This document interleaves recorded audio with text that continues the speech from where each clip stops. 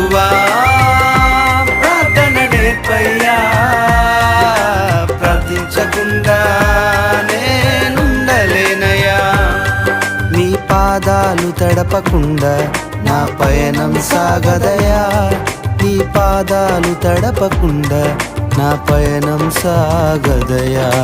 ప్రార్థన వలనే పయనము, ప్రార్థనే ప్రకారము, ప్రార్థనే ప్రాధాన్యము, ప్రార్థన లేనిదే పరాజయం.